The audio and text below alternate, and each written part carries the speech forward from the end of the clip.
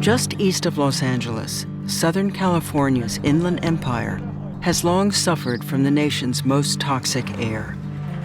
California is also the only U.S. state that can create its own regulations for vehicle emissions. But policies have not kept pace with the rapid expansion of the logistics industry, which involves the transportation of consumer goods.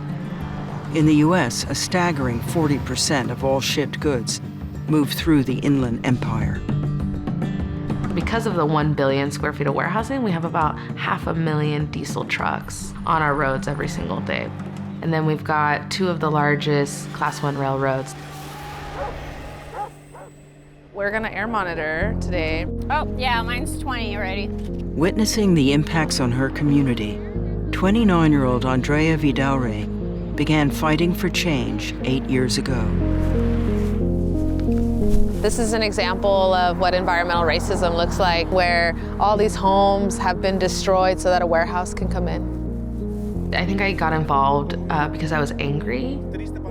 Right now, the logistics industry almost 100% runs on diesel. It causes cancer clusters in communities. It causes asthma, industrial allergies, heart issues, and lung issues. This is almost a year's worth of inhalers for my 7-year-old and my 4-year-old.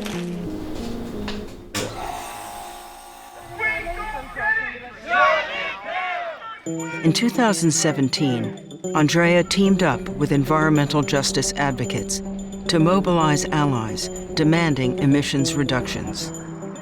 Andrea conducted site visits for legislators and members of the California Air Resources Board, or CARB. She helped with community workshops and public comments and analyzed draft proposals.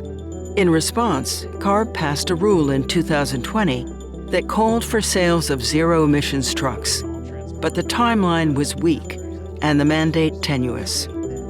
I was a big hater. I was like, this does not go far enough. We don't have any more time to waste based on how bad the situation is out here. In 2020, Andrea co-founded the People's Collective for Environmental Justice to help push for a complete and timely phase-out of diesel emissions from both the trucking and rail freight sectors. It was a bold call to action that was met with resistance from the powerful logistics industry and local government. They would come to meetings with like, this is gonna destroy the industry, you guys are trying to kill jobs, but the intent was never to kill the industry. It was just about how do you transition the industry and hold them accountable to the air pollution that they've been causing for so long.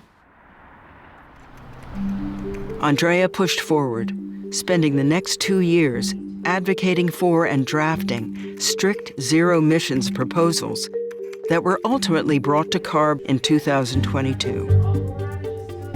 It was a pivotal moment, so Andrea worked with a statewide coalition to organize members of over 70 organizations to convene in Sacramento. At the hearing, Andrea organized and translated testimony and spoke on behalf of the statewide coalition. It was people throughout the state, it was labor groups, it was environmental groups all coming together to tell CARB that like, not only do we need this rule passed, but we need the strongest form of this rule passed. Thanks to overwhelming support, Andrea and her coalition succeeded.